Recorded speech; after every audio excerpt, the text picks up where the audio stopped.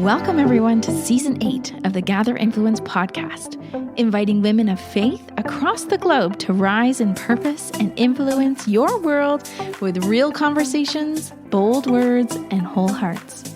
My name is Kim Hutchins, your Season 8 podcast host, along with my co-host, Cathie Ostapchuk. We are so glad you're here. We want to start by thanking our Season 8 sponsor, Global Aid Network, revealing hope and restoring life. Global Aid Network is revealing hope by sharing God's unconditional love and restoring life by demonstrating the gospel through compassionate action to those who are living in poverty, injustice, and crisis around the world. Please check out the amazing work they do globally at globalaid.net. Our theme for Season 8 of the podcast is Who Told You No? And we're sparking transformative conversations to make a positive impact in our nation and the world. You will love our conversations with the amazing women who will share their real and inspiring stories of their leadership journeys. We are here to come alongside you to connect, equip, and mobilize you as the female church in Canada and beyond. And want you to see yourselves in the lives of the women you hear on the podcast. And today I'm excited to bring you Judith McCartney. Cathie and Judith had a fantastic conversation about creating healthy spaces to serve, her confidence and how it was affected, and how we all have roadblocks. Let's get started.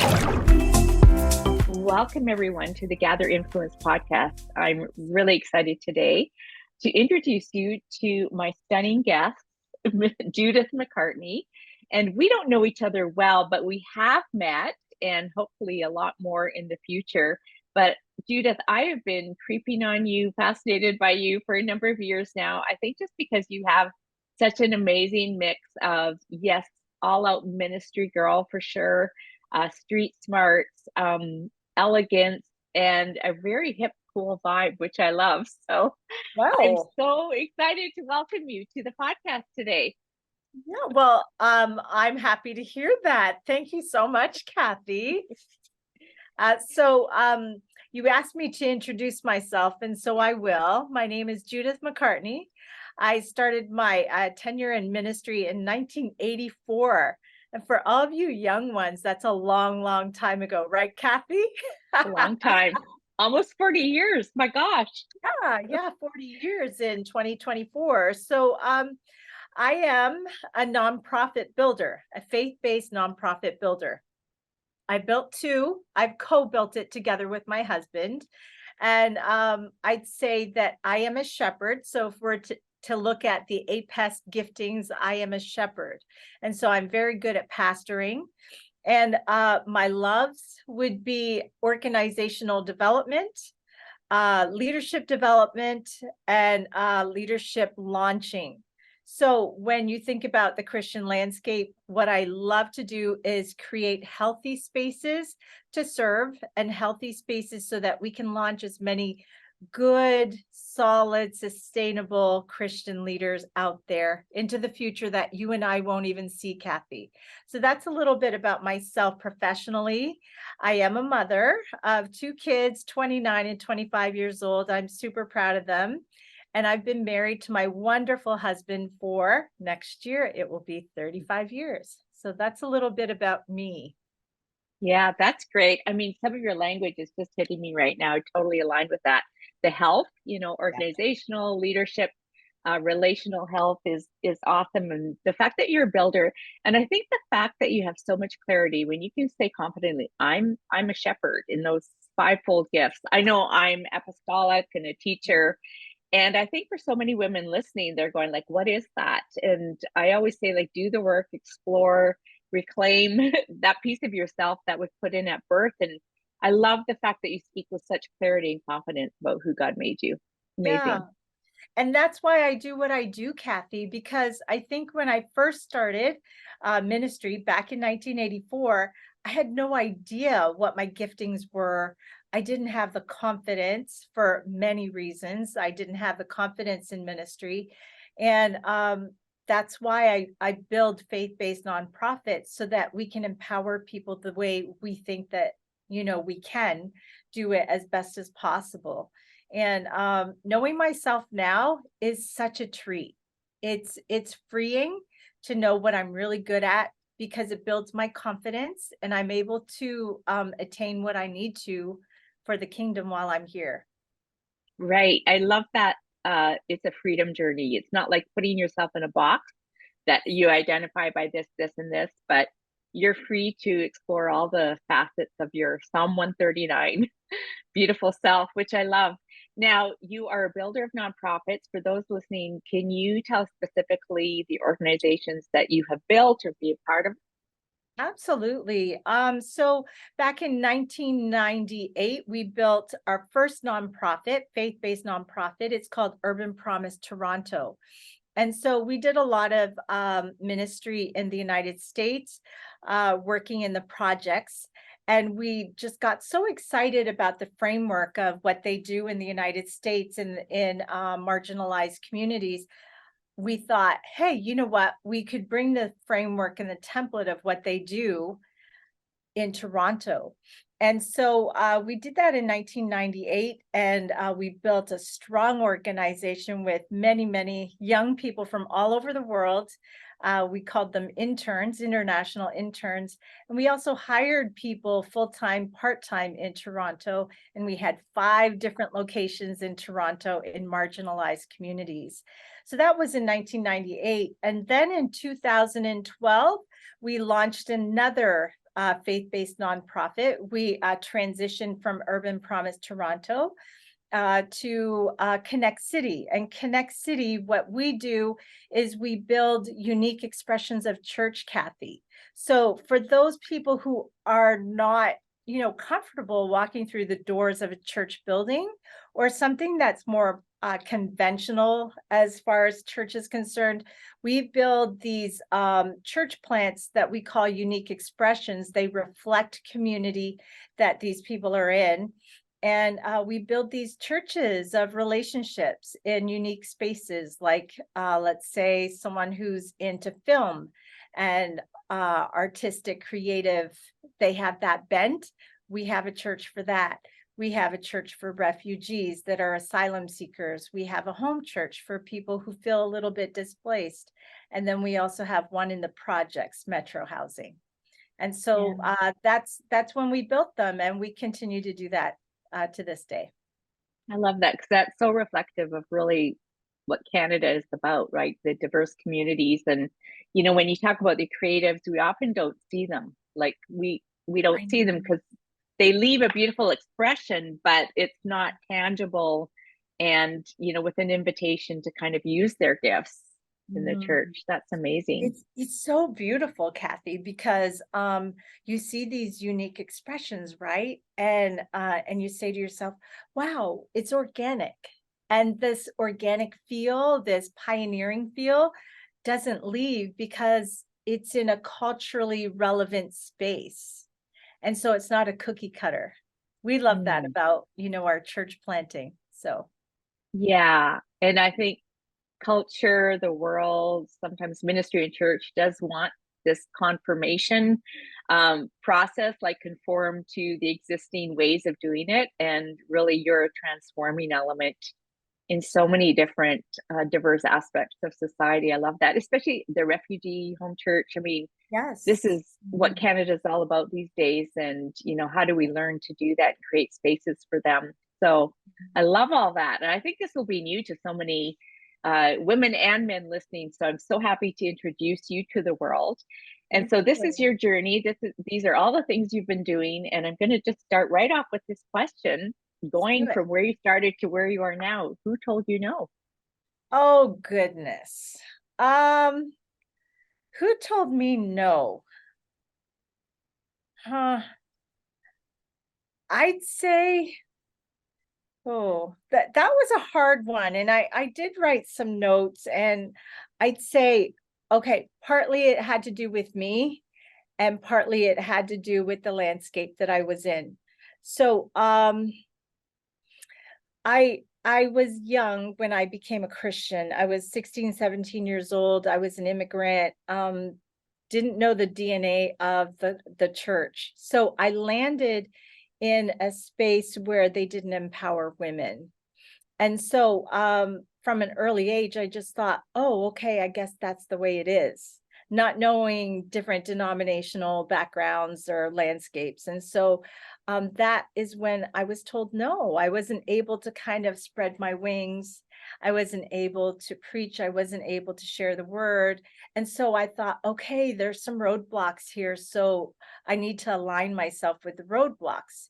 Yet, even though it was no and it did stunt my growth, I was able to innovate with that roadblock and still do what I was called to do.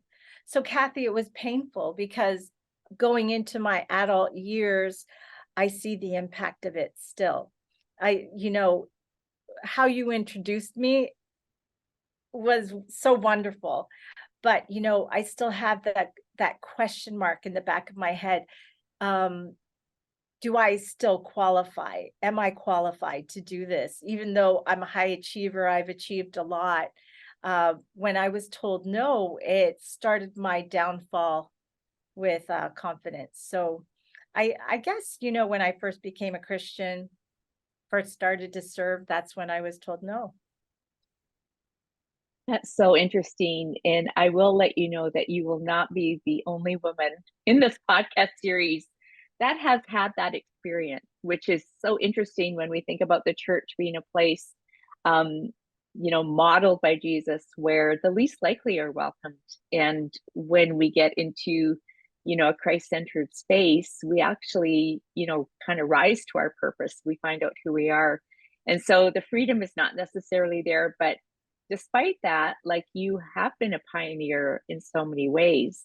So I guess Yeah. along with the no's, and even you being part of your own no, like, do I qualify? We tend to put disclaimers on our, productivity or on our ability to belong or fit in before we even start. But that's a constant wrestle. That never goes away, right? Yeah. And if you don't mind, I'm going to tell you another no that Yeah. happened to me.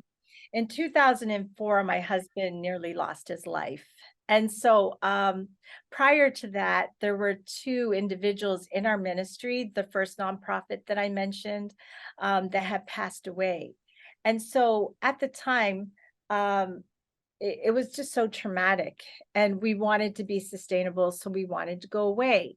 On a 3-month hiatus, just recover, reset, that type of thing. And we stopped over in Maui, Hawaii. That was in 2004. My husband and I were at odds with each other. I'm going to be honest here because I think that's what we need, right? Vulnerability. So we were at odds with each other because we were so busy taking care of this crisis before we left.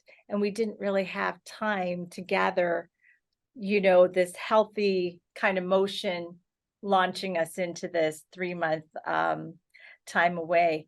And so we were at odds with each other. That we arrived in Maui, Hawaii that morning. I talked to him and I said, darling, what do you want to get out of this time away? We have 3 months. And he looked at me, he said, Jude, I don't even know who I am. And of course, as a wife, as a partner, I wanted to say, I know who you are. I know what you want to do. But I just left it and I said, okay. So I asked him the question. We resolved all of our problems. We were in a happy space, a shalom, and then we said, okay, we're in Maui. Let's enjoy it. Let's go to the beach. We went to the beach, and within 20 minutes, my husband went down into the water and we couldn't find him. And he was rescued, but he came out paralyzed from the neck down. And also I thought, he's going to die. I really thought that he was going to pass away. And so what I just did was I prayed over him. I got the kids out of, eyesight because it really was horrific. But then, all is history. He can walk now. He started to heal. He was paralyzed for a while, but we had thousands of people around the world praying for us, and he started to walk again. So we get home, and guess what, Cathie? I didn't want to be there anymore. Our house was the center of operations for all of the deaths. And now we have post-trauma in our life with the kids and my husband. I didn't want to live there anymore. Guess what? My husband had a breakdown when I said, let's move. Literally, he did. And so the no was, we're not moving. And here I am. I'm the caregiver. I'm the one, taking care of everybody. There's all of this trauma. And I'm like, but what about me, God? What about me? Because I'm in the center doing all the crisis. But you know what? The Lord, actually, I had to deal with this roadblock. And this is what all women need to know, is that we all have roadblocks. Mine was very traumatic. And some of you are going through trauma as well. But let me tell you something. I brought this before a collective of people because I couldn't choose the right answer. If I chose that we weren't going to sell the house, I'd be so disappointed in myself and disappointed in my husband. But yet I loved my husband so much. I thought if we move, he might never get out of this, trauma, this depression, this whatever he has. So I brought around a collective of people. And this is what we need to hear, is that if we can't choose what's healthy at the time and we don't have clarity, we have to bring the collective of healthy, good people around us, those Christians that have your back and love you. And they chose for us. They chose that we needed to stay. And guess what? Through that, God brought the morning into dancing for me. I love that you shared that story because it reinforces the fact that we sometimes don't want to acknowledge that it's not always like a black and white. Here's the no, here's the yes. We know clearly what to do, but it's a wrestling. And sometimes you have to choose right over right. Both would have been okay, but the discernment process was aided by community. And that's such a helpful principle. I love that. I think when you're isolated, you think all kinds of things. And I don't know if you ever wrestled with, do I want this for me? Do I want what's best for somebody else? And the shame of that too, right? So I love that. I know I'm a shepherd, okay? Yes, yes. My center point is helping people all the time. And then day I wanted to choose for myself. That week I wanted to choose for myself. That whole time I wanted to choose for myself. And the guilt that overwhelms you because you want to choose for you this time around. But I needed the collective because I didn't have clarity. Yeah. I mean, what you just said, the guilt that surrounds you or overwhelms you, because sometimes you need to choose for you. I think for every woman, listening, take that and sit with that for a minute, because sometimes that's the healthy thing to do, is to choose you, right? So that leads to a yes. Okay, so the flip side of like, who told you no? Well, where did the yeses in your life come from? Who told you yes? Absolutely. I'm going to tell you, I'm going to do a shout out right now of 3 amazing people: Brian Bauman, Paul Magnus, Ellen Duffield. Do you know any of these people? I know Paul Magnus and Ellen Duffield very well. Aren't they wonderful people? So, as I told you earlier, I was in a denomination that actually said no, just because I was a woman. And God bless them still, wonderful people in that landscape. But I wasn't able to minister the way God had truly called me to minister. And so it was around 2011 that Brian Bauman said, "Judith, I see you as a pastor, as a shepherd. I'd like to hire you to plant a church for me." And I'm astounded. My jaw drops to the ground. I've already postured myself as, I'll never have a title. I can never be in charge, but I'll still do it anyways, to the glory of God. And here I have this man sitting across from me. My husband's beside me because, we're co-building right now. We're talking to him about co-building a new nonprofit, Brian Bauman. And he says to me, "Now, Colin, you cannot talk. It's not your turn to talk. Don't even talk. This is about your wife. She's a pastor, and I'm hiring her if she says yes." He's the first yes back in 2011. And I started my ministry career in 1984. Think about how long that is. Is that 27 years? Wow. Yeah. About 27 years, maybe longer, that I waited. It's just like, who was that gentleman that waited for Rebecca for 20 some odd years to marry Rebecca? Yes. Well, Yes. it's that kind of situation. I wasn't yearning for leadership. I wasn't looking for power. I was good to go. And here he's giving me this, and tears just rolled down my eyes. And I thought, are you for real? And he said, yes. And it just took me 24 hours, and I said yes to the call. Yeah. So Can I just interrupt there, because Sure. you've just said something that's sort of a mic drop, and I don't want to let it go. Okay. You know, the time from when David is anointed king to the time he actually steps into it, like he's exploring, he's on the run, like, Yeah. am I really the guy? And because somebody else is there and it's not me. And then all of a sudden it's like that day comes, it is him. And I think we do have to wait sometimes for the fulfillment of the promise. It's not that the promise hasn't been given, but that ability to rest in it, to wait, to wonder, to question. Yeah. Was that part of the journey for all of that time for you? It definitely was. I have 3 values for a really healthy leader, and that's humble, hungry, and smart. And let me tell you something, before you're given a whole lot of power, you need to have all 3 values to be a healthy leader. And that's one thing I think in the Christian landscape, especially with leaders, do we have humility for the positional power that we're being given? That's profound. Cathie, whether we're females or males, it doesn't matter.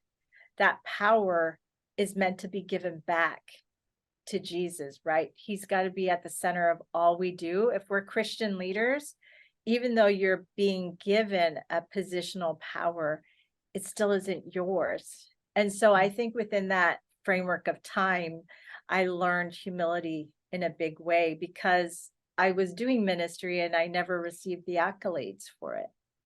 Not really. Did you feel that you had the authority, even Yes. if you didn't have the power? Yes, absolutely. Yeah, because Jesus was in it. And you really have to evaluate why, the big why are you doing this? Yeah. And so for all of us women, whether we're in lay ministry or professional ministry, we're still called. And whatever it is, do we have the humility? Do we have the people smarts? Do we have the passion to what we're called to? Right. Yeah. So you need to walk in your authority, Mhm. but with a very humble posture. Is what Yeah. you're saying. Yeah. It gives you a That's beautiful. shalom. It's a shalom. It's a peace where when you're doing it, you just know that it has eternal, it has something eternal about it. And when we're not in that posture of humility, there's a difference. It's a nuance that I can't even explain. Yeah. You're at peace. Yeah, Yeah. absolutely. Okay. So talk about Dr. Paul Magnus, who's our mutual friend and mentor, and Ellen. We'd love to hear those stories, those yeses. So I was in a quandary. So since 1998, actually 1984 until about 2011, here I was doing incredible ministry, like hundreds of people I worked with, in this one organization, building something really incredible. But I didn't have the language. I didn't have the language for my training. I had the watch me and let's do this together, but I didn't really have that, training language that I really needed, of which I guess I struggled with confidence because I didn't have that language, but I had that experience. And so one day I went up to Muskoka, I ran into Ellen. I said to her, "You're so great at leadership training. Let me tell you what I'm struggling with. I don't have language for the work that I do, and I'm so frustrated and I lack confidence." And she said, "Judith, you're incredible. You're amazing." So she raised me up. She told me all the things that I was truly good at. And then she launched me in the direction. She resourced me. She developed me and gave me over to Paul Magnus.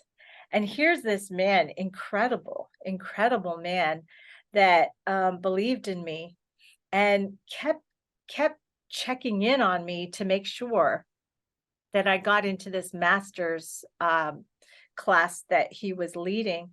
And he was always there. Cathie, I hope that all of the ladies listening, each of them have someone that champions him or her the way that he championed me. He always did check-ins. He always had affirmations for me. And he always asked me, is there anything else I could do for you? And that's what launched me into this confidence.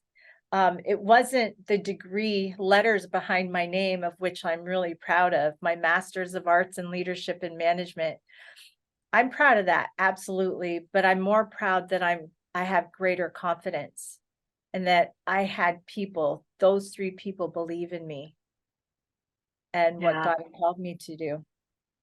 I love that, because I think it just kind of opened the box to the reality that you're a lifelong learner and you wanted to learn. Yep. And God just happened to position Ellen at the time that you needed her. And then Paul Magnus, I know he said to me once, I brought him all these things I'd done all my life. And he goes, everything you've done has value. And no one had ever said that to me before. So, and sometimes it's a man, you know, a father-like figure, a brother in Christ that can come along and see things in you. It doesn't always have to be another woman, but where would we be without champions? I think Gather, one of our values is that we do champion each other. We do call out what we see in someone else, because we can't assume that anybody knows exactly what they carry. But you have that clarity now. That was Paul Magnus's word, clarity, right? Clarity, white hot why, clarity, you know, your here to there journey. It just added such great clarity. But you know what's more important than me getting this? I get to resource other people. Yeah, give it away. I don't have to wait 30 years like I did. I know. Why does it take so long, right? I feel like if I could go back and, you know what I know now and tell my 20-year-old self, do it this way, not that way. Because I did burn myself out in the early years. But now, yeah, there's that sense of shalom. It's all going to work out. 24-hour periods of living, then you go to bed and you start again the next day. But I love that story. So your advice to women would be, find those people, go look for those people who can call out of you what you're carrying. Yeah. Affirmation goes a long way. That's amazing. So there must be challenges now, or even in the last few years. I mean, we've been through so much with COVID and post-COVID and leading nonprofits. You know, how did that affect you personally, emotionally, mentally, spiritually? And what are some of the challenges that you may be facing now in, your continued healthy yeses and healthy nos? Yeah. So, I guess I'm one of those people. I was one of the lucky ones that loved it. I loved the rest. I loved the reflection time. I loved resetting.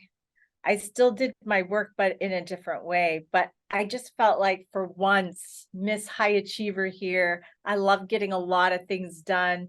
I got to say, hey, you have permission now, to kind of hold back a little bit. And so I still did the relief work. I still did my training. I still did, my team building. But I was able to reset my mindset during that time. And a lot of chaos still going on around me with my congregants, with my leaders that I was developing with our organization. But it was a good time for me. I don't know if it was for you, Cathie, but I really did enjoy it. There were some challenges, though, of course, with my mother-in-law. She was in the nursing home and I couldn't see her. And I did miss my family, my extended family, but we figured out we could still meet at McDonald's parking lots. There you go. Yeah, that's really good. I think it started to shift things for me as well. And I just wonder what that says about, us as high achieving women. I don't think we've had a woman on the podcast that wasn't high achieving, that we need external permission to Yeah. kind of pull back a little bit. So I did feel that relief a little bit. And I think it started to shift things for me now. Yeah. So I love that you've brought that perspective. Any challenges or obstacles now with even wrestling with, the healthy yes, the healthy no? Do you continue to have to make choices? And if so, how do you make those decisions? Yeah, so I'm in my late 50s now, and I have to start thinking about succession and legacy planning.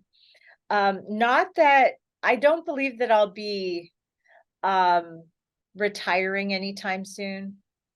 I just feel like my capacity has changed. And being at my age, there's certain health issues that go on just with you physically and mentally. That just happens in your late 50s, maybe early 50s for some. But I have to kind of shift how I do things. But do I have the capacity for it? I have a little bit of anxiety now, and Yeah. I've never had it before. It's kind of like, what? It used to take me an hour to do that. Now this is taking me 5 hours to kind of, get started on a project. So that's one of the challenges, I think, aging at this age. And I just have to give myself permission and say, okay, it's okay. You just have a different capacity now. And so I feel as though I have greater clarity on what I'm called to do, and more opportunities are calling me. And so I'm like, okay, what do I say yes to? Mhm. And Mhm. yeah, I'd say that's some of the challenges. And also in my family's growing, and what responsibilities do I have there? So Mhm. it's all fun and it's all wonderful, and it's incredible to be able to serve in ministry. But it's hard too, because people's lives are in the balance, and you've been called to be a part of that. So how do we balance that, right, Cathie? And so collective always comes to mind. Partners comes to mind. We have to have a greater group to do this. And Mhm. also we need to innovate. As we get older, we have to bring the young ones and say, you have what I had 20 years ago. You need to kind of walk alongside of me because I need you. And they understand they need us. And so doing that more, I think, in our landscape as we go through challenges, I think is one of the things that I'm learning. And I think it's very profitable for all of us. Yeah, there's so much wisdom there that you need to adjust the expectations for Yeah. yourself because it's a different season. And my sense is that you're heading into a season where it's real legacy work, that It what you're going to leave, is. be the fruit that's going to be of the next few years is going to be stunning, but Yeah. it's going to have to be more focused and intentional. No, Cathie, remember we were at a party, I think it was earlier this year, and I Yeah. said to you, you know what, Cathie, you know what I'm working on? And you said, what is it? And I said, legacy planning. I'm building something. I'm building a template for 7 generations to come. It's Yeah. going to be a future that we don't see. And you said, Judith, I really like that. And I said, well, Yeah. it's yours. You can do it too. And Yeah. so, it's this legacy planning that really does need to be intentional. So it's kind of like that recipe box that, your mom has, and she wants to share it all with you. And then she says, you know what, this recipe says half a cup, but you really should you should put 2/3 instead of the half a cup. And so it saves us time, and it also creates a landscape that's even better and Right. stronger, right? Right. And what we leave behind needs to be better than what we found Yeah. when we arrived. And I love what you're saying because I think there is talk about anxiety and fear for a generation. Our generation, there's a lot of us, right? And particularly for women, it's like, will I still be relevant? What can I contribute? Will I still belong? If I step out of what my role, Will I still have friends that champion me? Will I become, Mm, invisible? And I think when you're intentional about saying that's a narrative that doesn't need to be there, there's still great value to investing in the next generation. And that's what I love about what you said is mm, like, we don't need to take up the same kind of space. We take up a wisdom space where we're here to yeah. pass it on and empower. But I love that you're focused on that generation that is coming behind. Yeah, I like what you mentioned though, Cathie, about are we still going to be relevant? Will we still have friends? And for those high achieving ladies out there, um, I know what you're thinking. You're thinking, am I relevant? Am I precious? Do I mean something to other people? Because we're always the ones at the helm. We're always the ones, doing the startups and the launching and stuff. And once in a while, we just need a friend to say, hey, let's do a party for you, or let's do this little something, something together. And that's what I've noticed with you and your friends. And I'm being introduced to, many people through Melinda. And it's been a real treat for me because as we age, those questions do come up. And I'm thankful that you brought that up. Will I still mean something to somebody after all these years of service and giving of myself? I need people to give to me too. Yeah, absolutely. And the word that you mentioned at the beginning of this conversation is one that I just so value, and it's how do we do things healthfully, if that's a word, with health, like relational health, where we go, you know what, we can create new pathways. Succession, legacy can all look actually very biblical when you're passing on batons and you are there to still cheer on and inspire. I think that's a great yes. I think that's a yes to the greater story, not the perhaps yeses to try and keep being as productive in the same ways, churning out those budgets or meeting all those goals.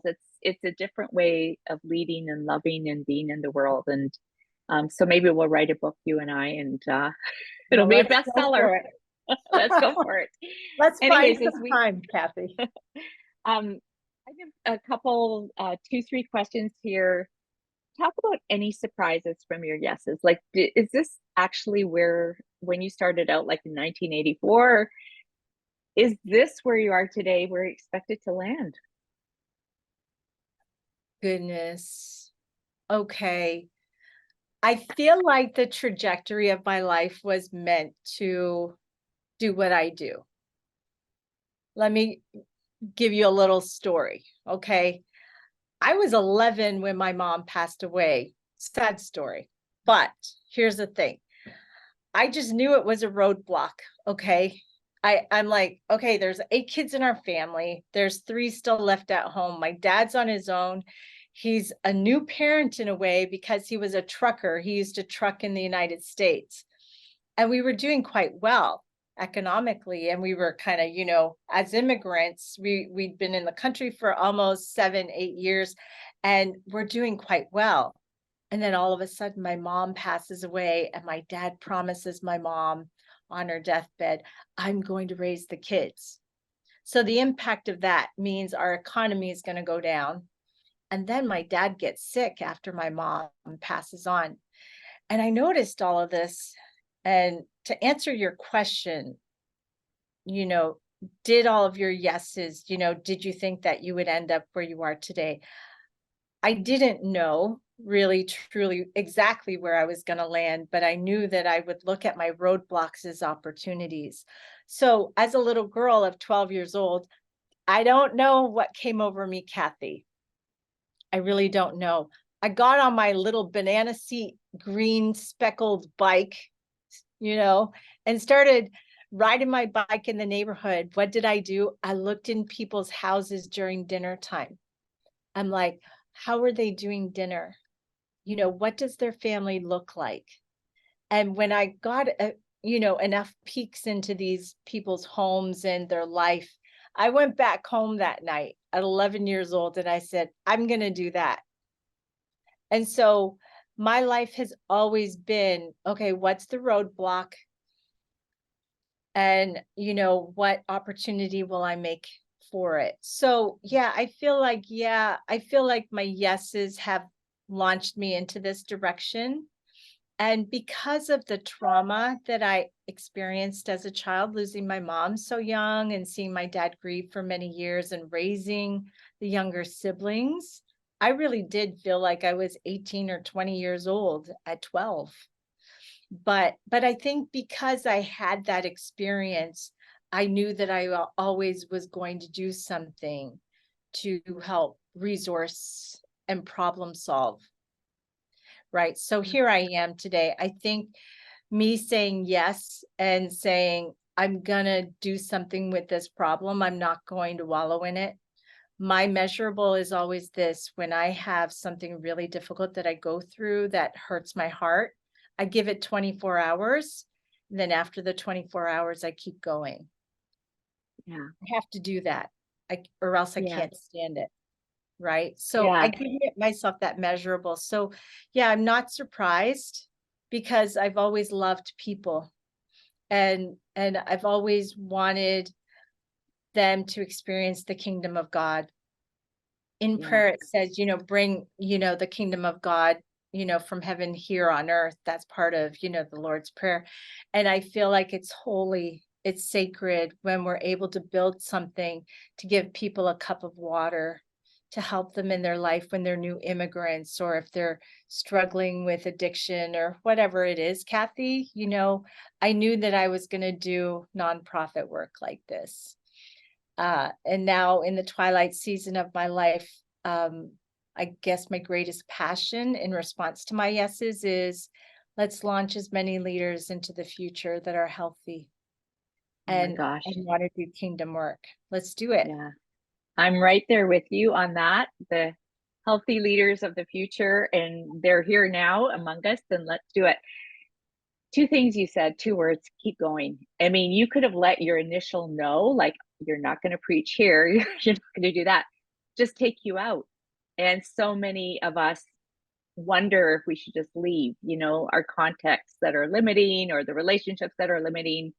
But you kept going. You had this greater call on your life. And I think, you are fulfilling that. And so the roadblocks are turned into opportunities. That's just a perspective, a way of thinking about things that just brings the possibilities so much more to the forefront than saying, oh, I think I'm done. And I think my prayer for every woman listening, and almost every woman I meet, is just like, don't quit, just do not quit. We're here for you. We're going to help you. Ask for what you need. So Yeah. kind of bring this conversation to an end, because my fear is that we could go on for hours. Yeah, we would. And unless you're listening and on a very, very long walk, we'll bring this to a close. And word of encouragement for the women out there. I mean, we don't know who they are. We trust that at least one is listening that needs to hear what, the wisdom that you're bringing, but they have a yes in their hearts, but there's some fear because maybe they've had no's in the past. What would you say to them? Like, what's your kind of like takeaway from Judith McCartney's lips? Okay. Well, I'd like to center it in through the Jesus lens, Cathie. I think the reason why I got out of any of the no's and, went into the yes kind of trajectory was because of Jesus. And in anything that you're struggling with, always have Jesus at the center, okay? And say yes. Step out in faith, seek mentors, seek resourcing and development, seek a group of people that will mentor and inspire you. And so I didn't know about that. I didn't have anyone to go to because I was in the age where we didn't have social media. Cathie, I met you on Instagram. It's true. I met you on Instagram because people like Melinda and various people that I know would post different, opportunities that the two of you guys did online. And so I met you and I'm like, I'm going to be your friend. And I said, okay, be my friend. So I pressed on that. be my friend on Instagram. But you know what? I didn't have those opportunities back in the 80s and the 90s because we didn't have the social media landscape that we have today.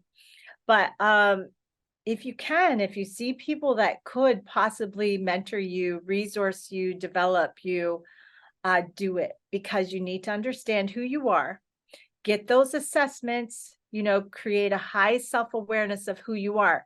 Take the Enneagram, take the 5Q APES test, and you're good to go.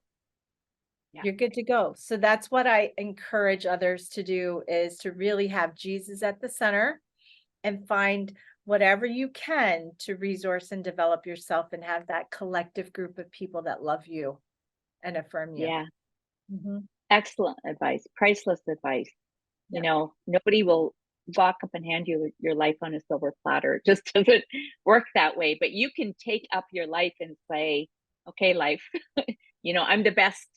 I know the best about what is in me. Let's explore and let's get out there and do those things. And it's in a way, it's harder to find each other live, but if we can use social media as a tool, and who is speaking things that align with you, and find each other like we did. So that's a great example. Yeah. Yeah. And you know what? Don't wait for other people to invite you. Get out there and do it. Just do it. Because I have women in my life that are constantly waiting for that invitation. And I'm like, no, you need to invite yourself to the party. Oh my gosh, I have invited myself to places. I have done that because I go, who are those women? Why are they gathering? I want to be part of that. And you know what? The worst I can say is like, no. But often it's a yes. Yeah. Well, I did that to you last week. I said, where were you at? And you said kindred. And I said, okay, I want to go next time. Yeah, exactly. That looks like a ton of fun. I need to go. Yeah. So Yeah, that's awesome. Well, Judith, I just want to thank you for your time, your spirit. I guess it's the essence, that you carry something that is very godlike. You just character, integrity, and just so much of I think an attitude to life that really depicts that you trust him. You trust him with it. And I think the best years are ahead as well. Thank you, Cathie. And I look forward to many more years of chatting with you.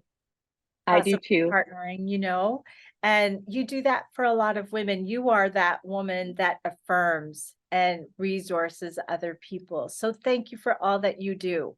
I want you to know that you bring value to so many people's lives. So thanks for inviting me here today. God bless. Thank you. Global Aid Network dreams of a world with flourishing communities where people are thriving in all aspects of their life.